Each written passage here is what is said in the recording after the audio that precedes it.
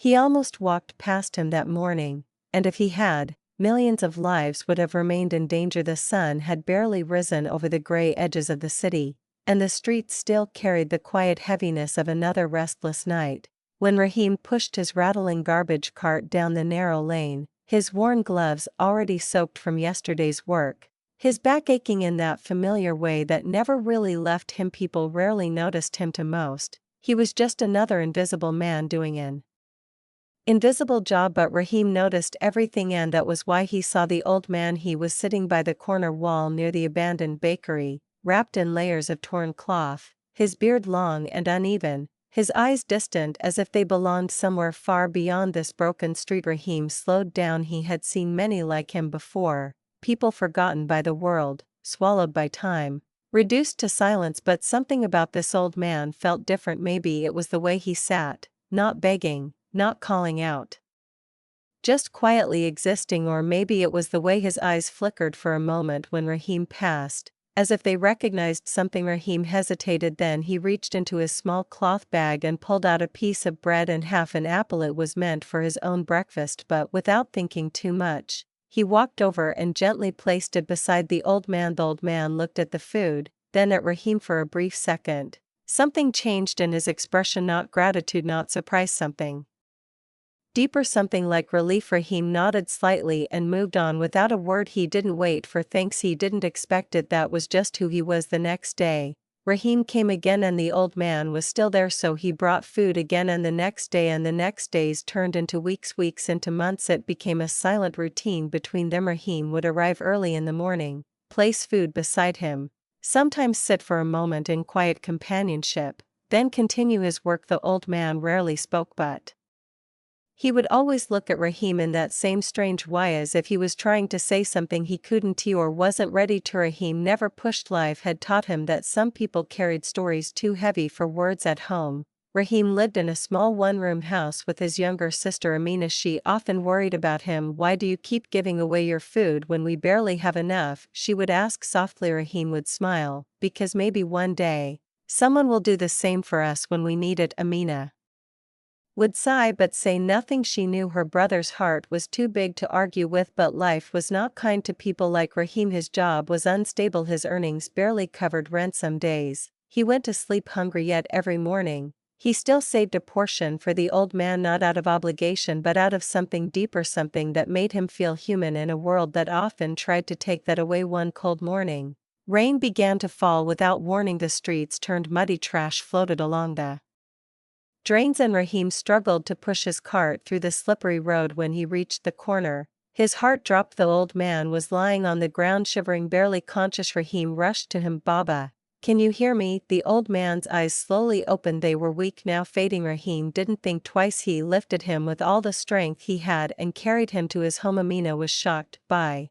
What are you doing?" "He's sick," Raheem said breathlessly. "We can't leave him out there." They laid the old man on their only bed. Amina quickly brought warm water, clean cloth, whatever little medicine they had. For days, they cared for him, feeding him, cleaning him, watching over him through the nights. Raheem even missed work, which meant losing wages, which meant less food, but he didn't stop because something inside him told him this mattered more than anything else. Slowly, the old man began to recover. His strength returned little by little, and one evening, as the sun painted the walls in soft orange light, he finally spoke. "You have done more for me than anyone has in years." His voice was weak but clear. Raheem smiled gently. "You don't owe me anything, Baba." The old man looked at him for a long moment, then he said something that changed everything. "You think I am just a homeless man?" Raheem shrugged. "It doesn't matter who you are." The old man closed his eyes briefly, then opened them again. This time, they carried a weight that felt almost impossible to understand. "My name is Dr. Farad Hassan." Raheem and Amina exchanged confused looks. "I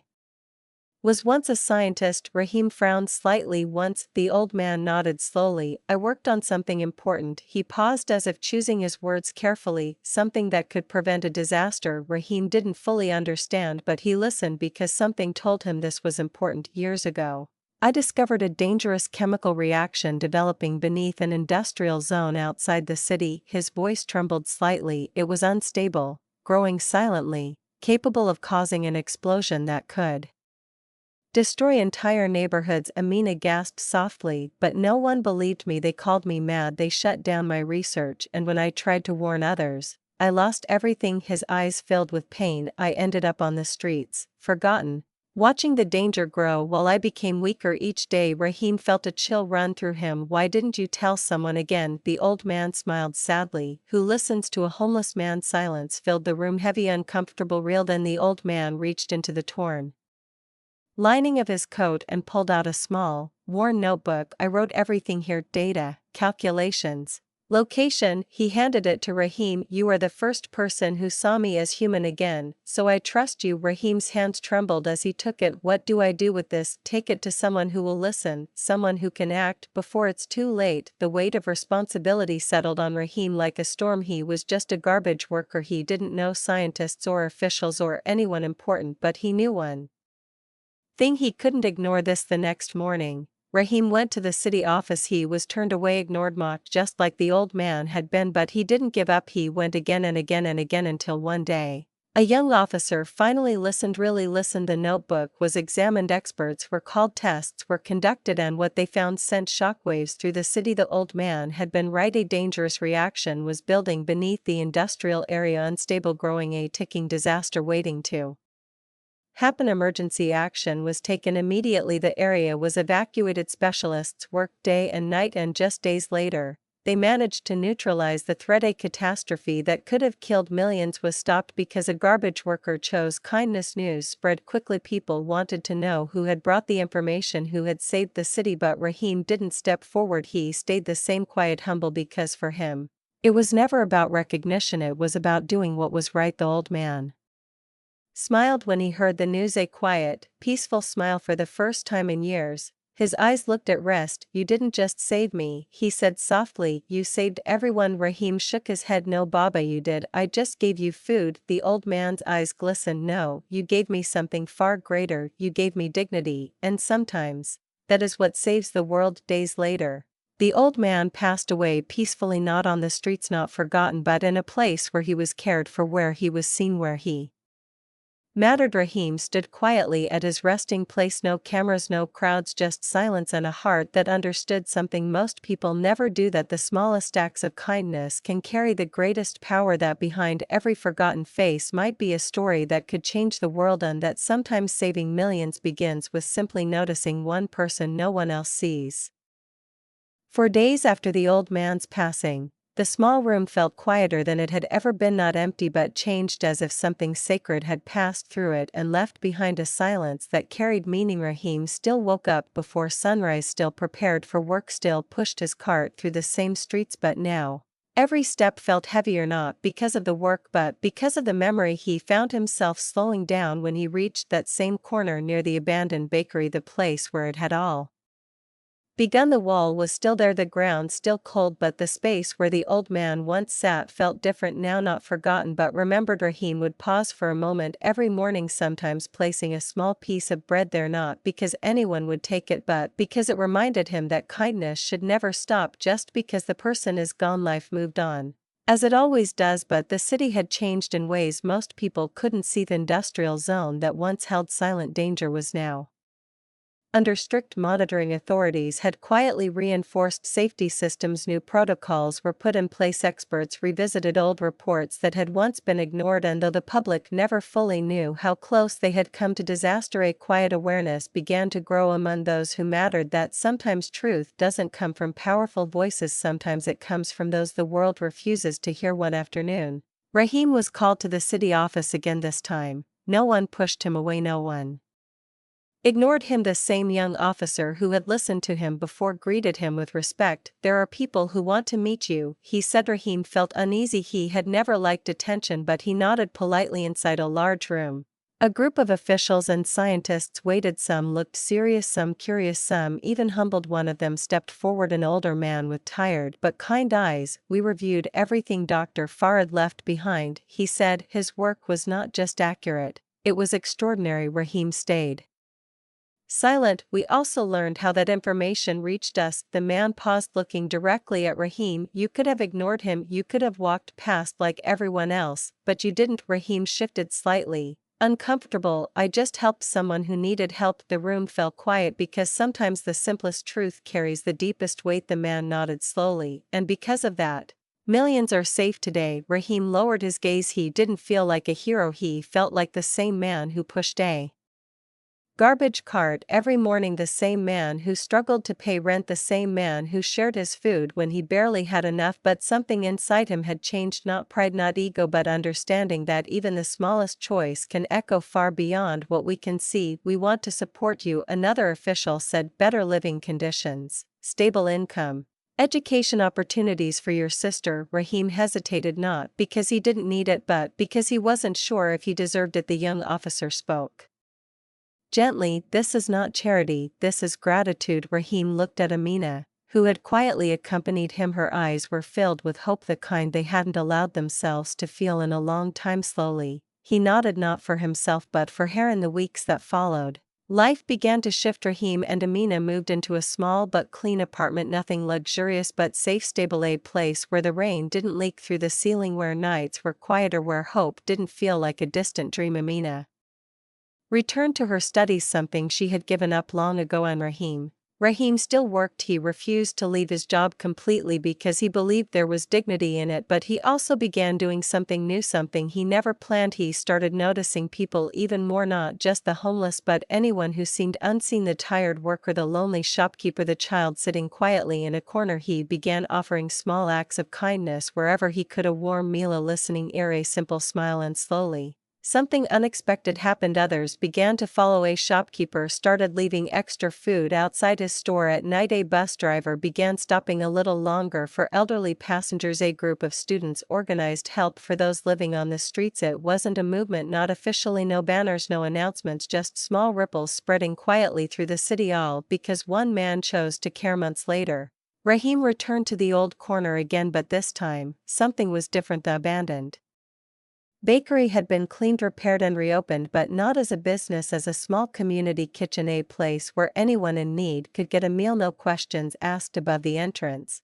there was no grand sign, no name in gold letters, just a simple message painted softly: everyone deserves to be seen. Raheem stood there for a long moment, his eyes scanning the space. People came and went, some receiving food, some serving it, no one asking who was important, no one judging who wasn't. Amina smiled beside him. Do you think he would have liked this? She asked quietly. Raheem looked around, then nodded. Yes, he would have felt remembered. As Raheem turned to leave, he noticed something placed near the entrance, a small framed photograph. It wasn't perfect, it wasn't formal, but it was enough. The old man sat quietly in the image, just as he had on that first day, but this time he wasn't alone. Raheem felt something tighten in his chest, not sadness, not pain, but something deeper, a quiet realization that even though the old man was gone, his presence had not disappeared. It had transformed into something bigger, something lasting, something that would continue to touch lives long after both of them were gone. As the sun began to set, casting golden light across the street,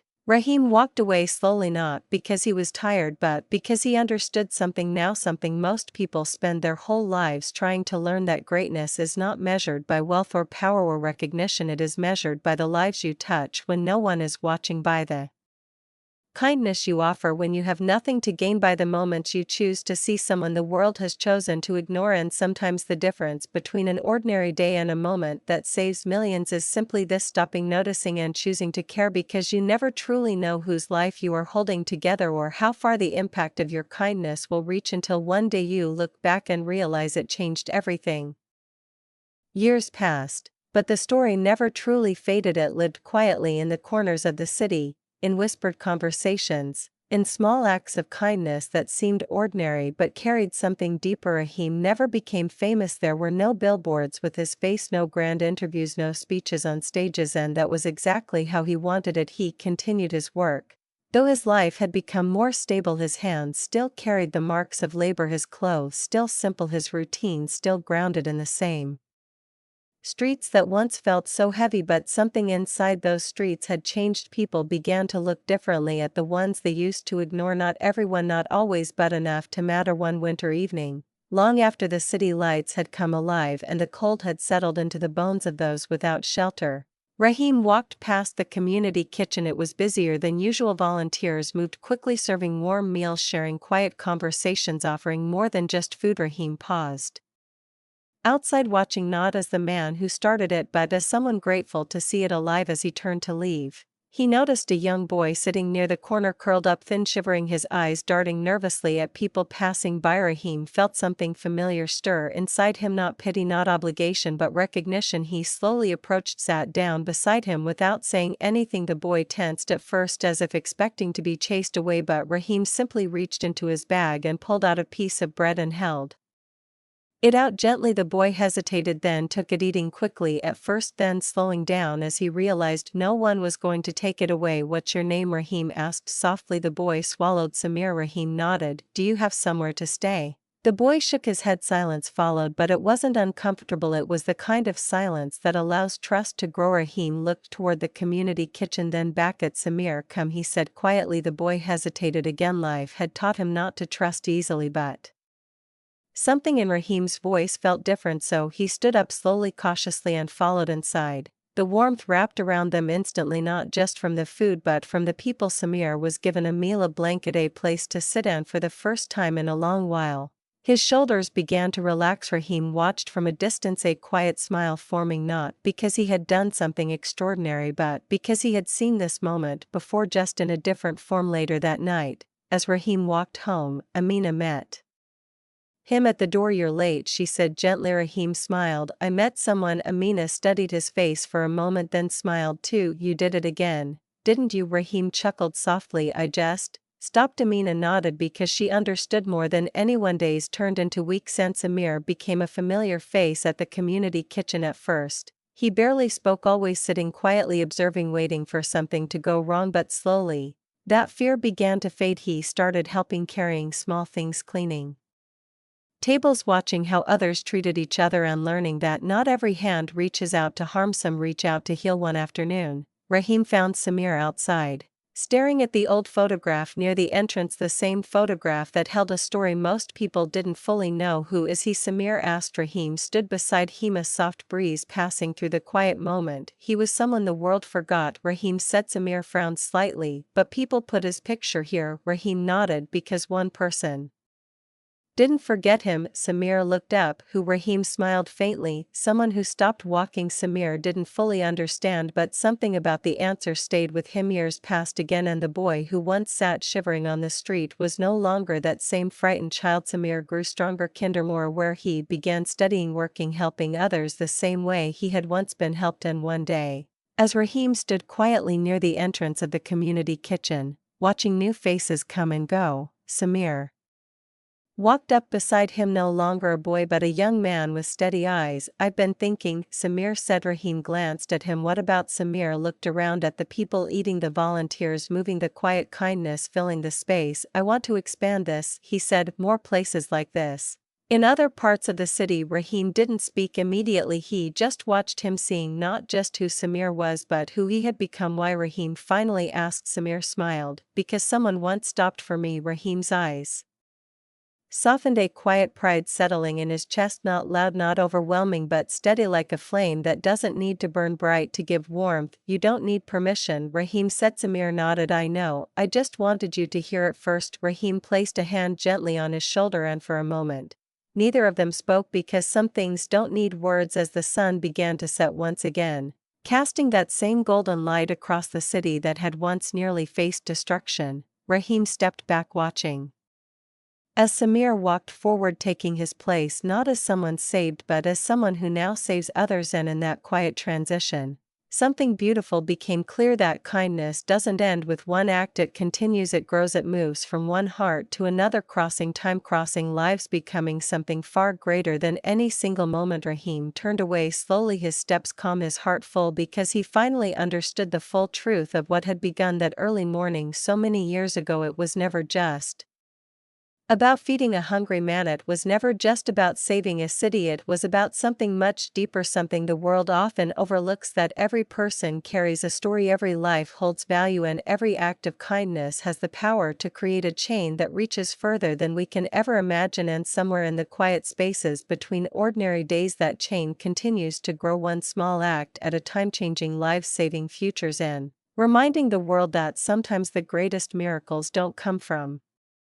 power or wealth or fame, they come from a simple choice to see someone, to care, and to stop even when everyone else keeps walking.